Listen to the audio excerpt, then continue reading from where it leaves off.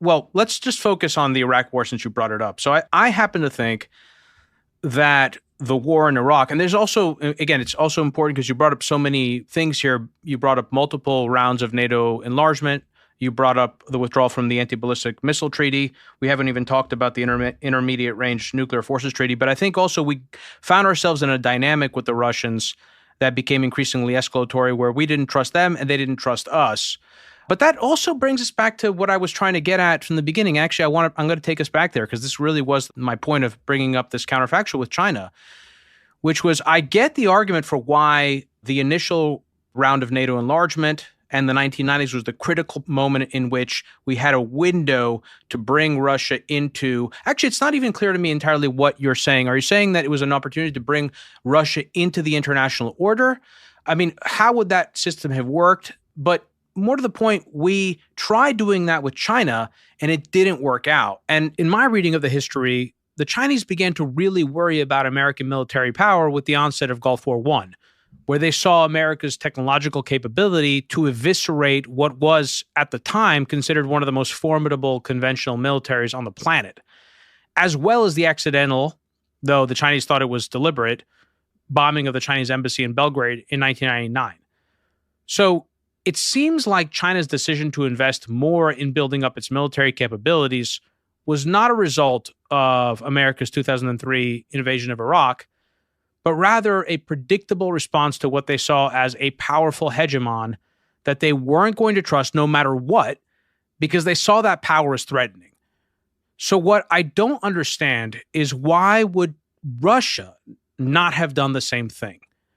Why should we believe that if we hadn't enlarged NATO, Russia wouldn't have looked at our military power, come to the same conclusions that the Chinese came to, and poured more money into building up their military, especially given the fact that they are an old and proud civilization. They control the largest geographical landmass in the world, made up of hundreds of ethnic groups. They're a continental power with many countries bordering them, which means that they are intrinsically insecure. And they were an empire up until the day they weren't. So why would we not have found ourselves in the same situation if we had taken the opposite approach? Well, look, there's a famous cartoon that my wife and I really like in the New Yorker of a little boy running to his mother saying, "Mommy, Mommy, Johnny hit me back." And this is how I feel this argument is. We did the hitting first in each case. So, of course, Russia is skeptical. China is skeptical. We're the country of regime change operations. We're the country of bombing other countries. I just listed all the things where we went first. We went first by years, even by a decade plus in these cases. Russia did not want to rebuild its military to compete with the United States. It wanted security. But if it sees that the U.S. is bombing Belgrade, if it sees that the U.S. has backed unilaterally out of the anti-ballistic missile treaty, Russia didn't do that. The U.S. did that. It did it one day, by the way, not for a reason of Russia. It did it. That the U.S. invaded Iraq on completely phony premises. And on and on and on. Well, I think that was the most destructive. I think, in my opinion, it was the invasion of Iraq that was the single most destructive act in U.S. foreign policy history because it undermined the rules-based international order, which was basically the entire argument for U.S. beneficent military hegemony. So the moment we invaded Iraq, we were no longer able to make the argument that we were acting on behalf of the international community, which is why I think we ultimately find ourselves in a position where we are today, where so many people are skeptical. Not just skeptical, I mean, they just view American action as hypocritical, which is why I think the U.S. catches so much flack, because we put forward these sort of international morals that don't meet actually the standards of our actions. Even though I don't think we're the most responsible international empire that's ever existed. I do think the United States is the most sort of restrained international empire that has ever existed.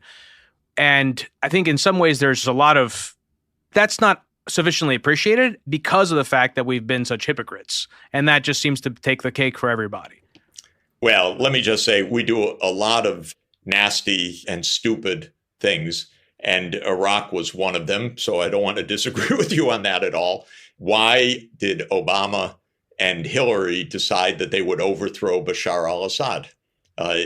Absolutely absurd, tragic, destructive, filled with lies. I happen to know some of this from inside diplomacy. Unbelievable. Why, oh, why the US, Britain, and France bomb Muammar Gaddafi's regime to smithereens? Some people say it was out of personal pique of Sarkozy, who wanted to hide the campaign contributions that Gaddafi had made in France. I can tell you, having discussed this issue for more than a dozen years with the top people around the world, no one knows for sure why such a stupid thing was done. But the US deploys its force in many stupid and destructive and highly destabilizing ways. And when we come back to Russia, it was a sequence of those actions.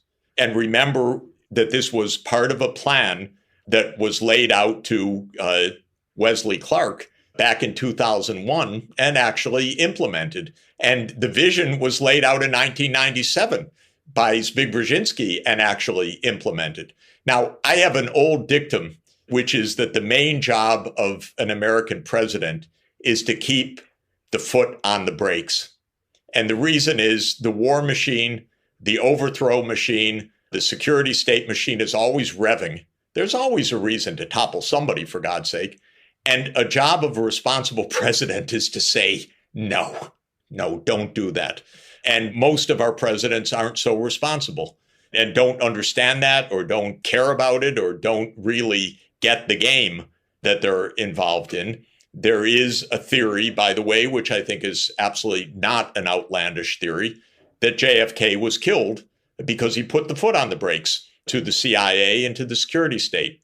That's, by the way, not a crazy view, although it was made to sound crazy in the minds of many Americans. But I think it's not crazy at all after having spent many, many years trying to understand that horrendous moment in our history.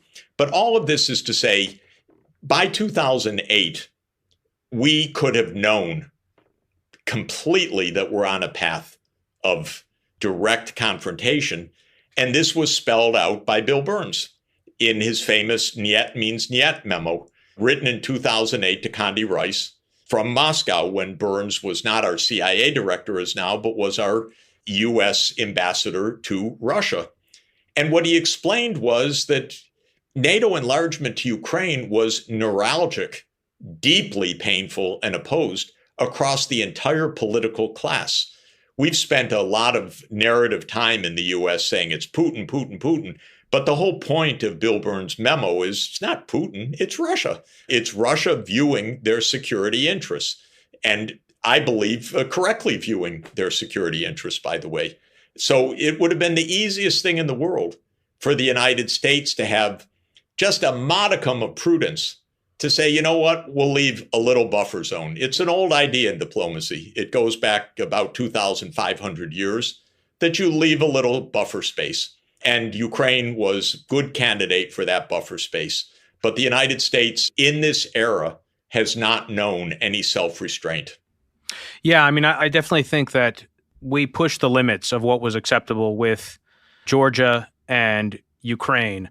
But I just want to, and we can sort of wrap up this part of the conversation and talk about ways forward, because I'd like to understand what you think those should be. Could I just mention one thing, Dimitri, to you? Yeah, sure. Go ahead. Which is that in the spring of 2008, I went to a talk by Saakashvili, then the leader of Georgia. And he came to 58 East 68th Street to the Council on Foreign Relations, where I'm a member. And he gave a talk. And just to tell you, I walked out, called my wife on the cell phone, said, this guy's out of his mind. Because the whole speech was, we're core to European culture. We're core to Europe. We're going to join NATO. And, you know, they're in the Caucasus, right in, you could say, the soft underbelly of Russia. And the way that this guy talked, like that he had some kind of cloak of invulnerability, I walked out of there, just to tell you, at the moment, not ex post, thinking, this man's insane. He's going to lose his country. And I called my wife and I said the same thing. And a few weeks later, he provoked an attack, and then Russia landed in Georgia. And the whole thing was a complete debacle. For Georgia, but completely predictable because these people lose their minds when they're told by the American generals, we got your back. Don't worry at all. And that's what we do for a living. We tell the South Vietnamese, or we tell the Iraqis, or we tell the Syrian opposition, or we tell the Ukrainian right, or whatever it is, we got your back. And of course we don't have their back. We're not all powerful. Yeah. It's also funny. Has anyone commented on how weird it is that Putin invaded both Georgia and Ukraine during Beijing's Olympics? One was the Winter Olympics. That was an iconic image of Saakashvili eating his own tie on international television during the invasion. So I just want to make one more point, and then maybe we can discuss ways forward. And the point is that we all understand, critics of American foreign policy understand that nation building has been a disaster, right? So, for example, nation building in Afghanistan or in Iraq. And this was a core part of the neoconservative vision. And yet we assign a level of almost omnipotence to American power when it comes to its ability to shape its relationship with Russia and China. Now, obviously, these aren't perfectly comparable. We didn't invade Russia and then try to set up a democracy.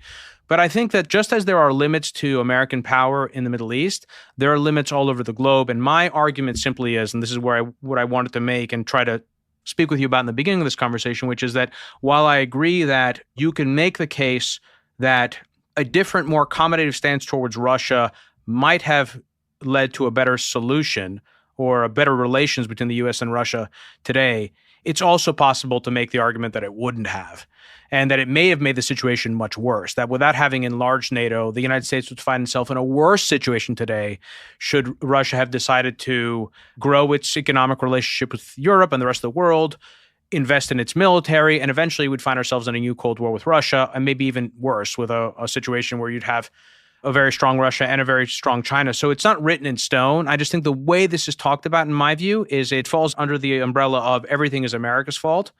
And I just don't think that captures an honest representation of what the world looks like and what could have happened. Well, I'm saying all the things the United States absolutely did wrong, all the provocations we made. You're saying, well, if we hadn't done any of those provocations, it might have been worse. Okay, but I'm drawing a logical line from what we actually did to what actually happened. And I'm very dissatisfied by it.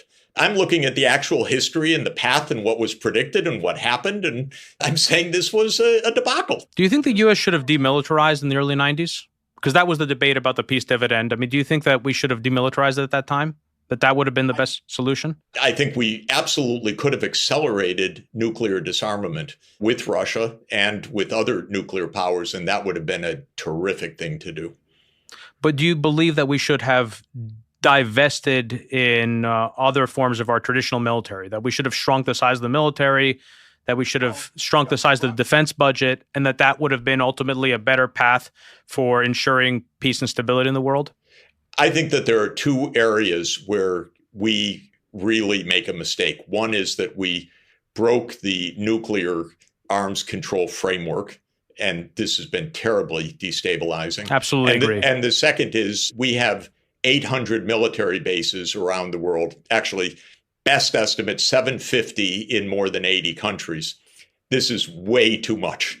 And I think that there are ways to get regional security much better than American military bases permanently stationed, for example, in Korea since the 1950s. And in Japan. Do you think we should have shrunk the defense budget?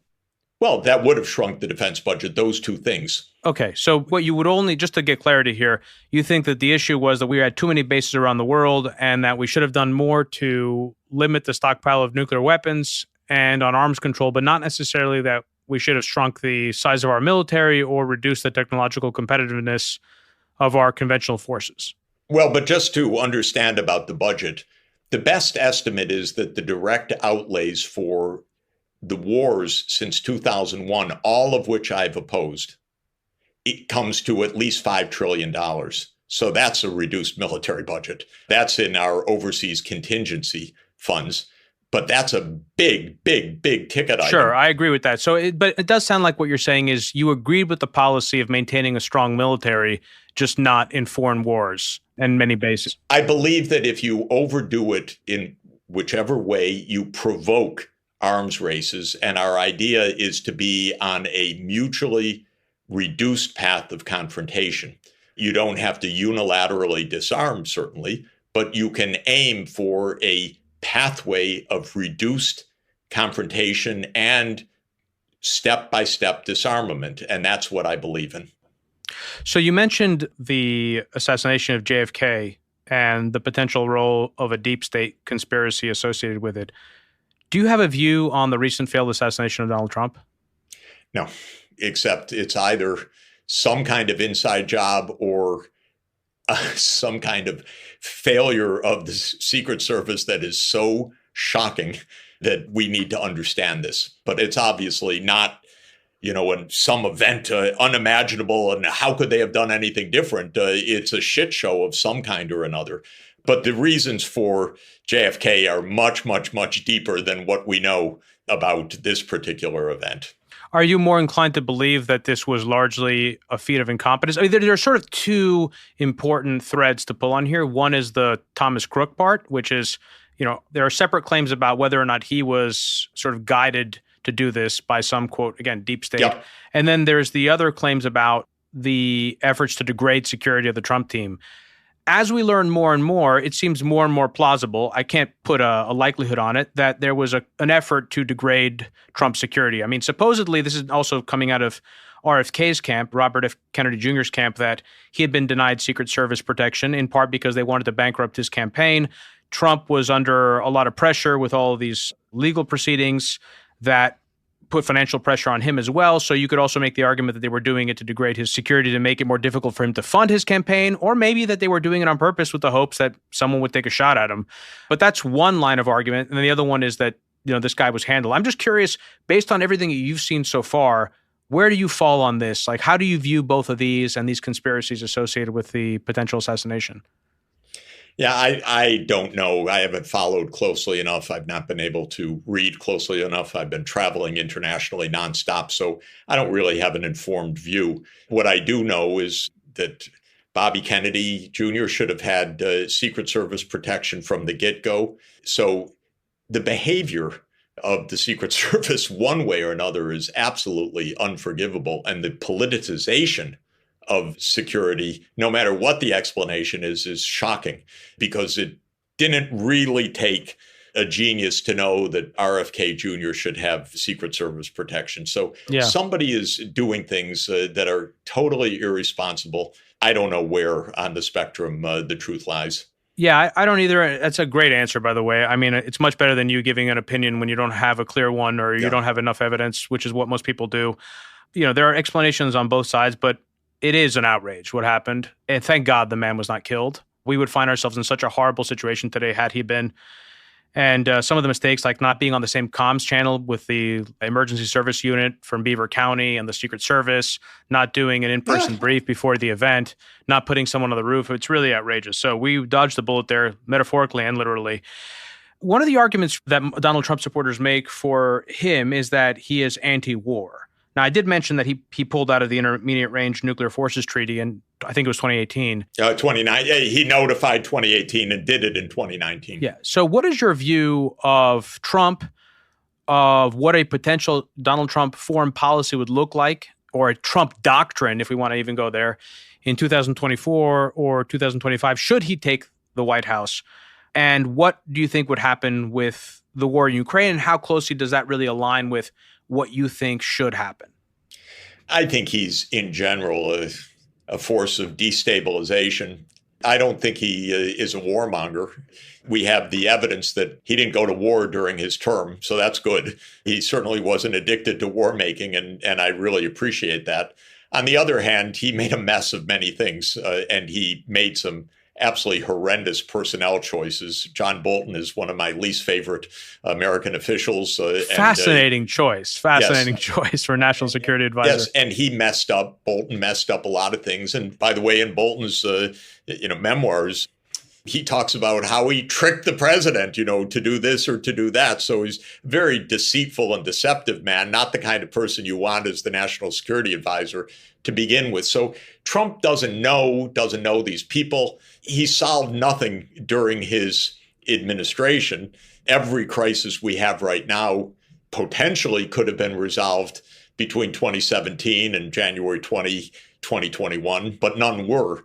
Not with in the Middle East, not with North Korea, not with China, not with Iran, not with Russia and Ukraine. So no problems solved.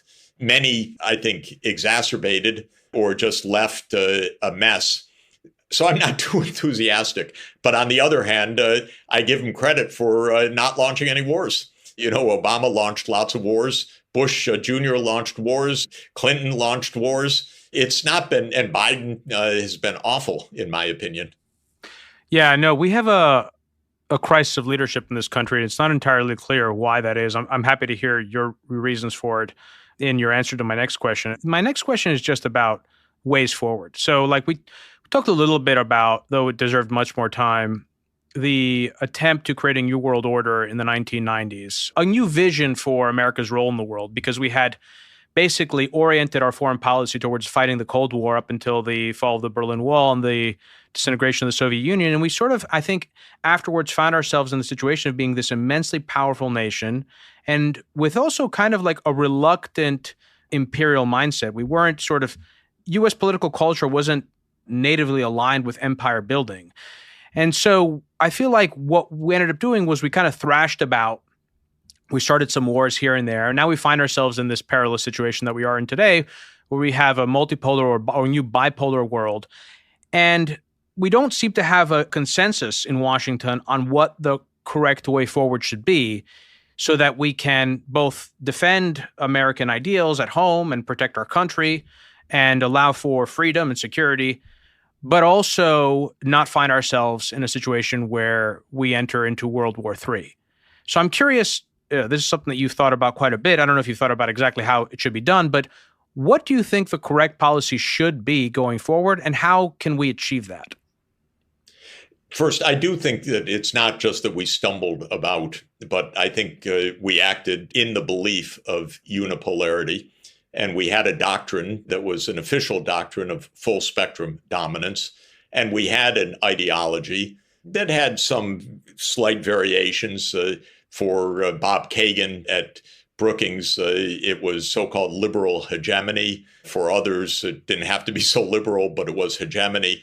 So I don't think it was just stumbling around. I think it was a belief in American power, and maybe by some truly in American goodness, or in others in American interests. But it was a belief in American power and a great exaggeration of American power, an exaggeration in several ways that we've at least touched upon. One is we have real rivals that are highly competitive and quite powerful, and China is an example of that, and Russia is an example of that. Russia is not a gas station with nuclear weapons, as it was derided to be. It is a powerful country with a very sophisticated population and a sophisticated political leadership. And it is definitely a powerful country, not to be pushed around by the United States. And it became more so as it regained its footing after the dissolution of the Soviet Union. So one thing was we just completely overestimated. Second basic point, which goes back to many of our wars, we completely overestimated what military power can do. You can win the battle and lose the war, if you want to put it that way, but you can win the war and lose the peace. And boy, are we good at doing that. So we had no strategies in Iraq. We won the war with Saddam Hussein, but we didn't do better than sucking our thumb afterwards. It was a complete disaster. And I do disagree with you a little bit about that the neocons wanted nation building. Frankly, I don't think they give a damn about what happens in these places. But they do want quiet. They want American military bases and so on. The only reason I say that is they're so ignorant about real nations, economies, development, infrastructure, that if they really wanted it, well, for God's sake, could they ask one person who knew something one day in 20 years? Because I saw pretty close up, which you could attribute to unbelievable incompetence, but I attributed that it must have a strong element of not caring, that they couldn't ask a right question once about Afghanistan, for example. I know, I don't want to go into names and details, but I know Afghanis in the United States, PhDs, really sophisticated people, never asked one moment to come into Congress or to come into State Department or to come into the White House. Are you kidding? We got a responsibility there. We got American troops. We invaded a country. We're supposedly nation building. They couldn't even invite the most obvious people in the United States. Now, you could say it's incompetence, but boy, if they had $100 of their own money at stake, I'm sure they would have invested more carefully and said, my God, I got to ask someone around the corner if my money's safe. So they didn't do that. So to me, it shows they just didn't care at all. No, I mean, I agree with you. And they had a vision and they wanted to enact it, which is why they were so eager to believe in and rely on people like Ahmed Chalabi, who hadn't even set foot in Iraq for more than a decade before the invasion. Folks like Rumsfeld, what was Rumsfeld or Douglas Feith or Wolfowitz, these people had a specific agenda and they were looking for data to confirm it. And that's all they were really interested in. So, I mean, no doubt about it. This is somewhere where we agree perfectly. So to come to my basic point, it's the following. First, as an economist, I see the world in a positive sum way, meaning I want India to become a high-income country and don't think that that will hurt the United States in the process. I actually think it will help the United States. I wanted China to become a developed country and don't believe that China's success has in any way hurt the United States. So I'm a positive sum guy. And as an economist, that comes easy because it's pretty deeply embedded in our mindset, in our approach, which is we're after trade. We're not after wars. We're not after conquests. We're after higher living standards, innovation, and so on. So that's the first point. And I also do not believe the social Darwinist view that, well, it's America or China. The world's just too small for the both of us, which, was the driver of Nazism and driver of many other philosophies, and was a serious philosophy, by the way, a kind of Malthusian philosophy, that the war is inevitable. It's not just distrust and self-fulfilling prophecies, but the world's too small for everybody, so you got to duke it out. And we could spend hours on that, but I think it's absolutely just dead wrong. I believe that we could have rising living standards on this planet, and that should involve the poorer places catching up faster than the richer places so that the proportionate income gap is narrowed. So I don't bemoan the success of China or Russia or any place else. I welcome it. That's a first point. Second, I believe that we've entered into a world of major powers that are truly multipolar. And they're usually at the regional scale, not at the national scale. Of course, there are a few national superpowers, and the United States, China, and India are three, maybe the only three. They're all nuclear powers. They're all big economies. They all have a tremendous capacity. Even though India is much poorer per capita, it's a major, major power, and it's going to develop quite rapidly. Actually, let me add Russia into that because it's got 6,000 nuclear weapons. It's got 150 million people, and it's got the biggest natural resource base in the whole world and 11 time zones. So you could say four superpowers: US, Russia, China, and India. But then there are important regions. The Arab region is a region that is going to be an integrated region, the West Asian region. The ASEAN region is about 660 to 700 million people.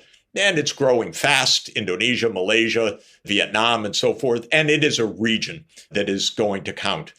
I like the idea of the big regions peacefully cooperating with each other and each region having a kind of collective security within the regions.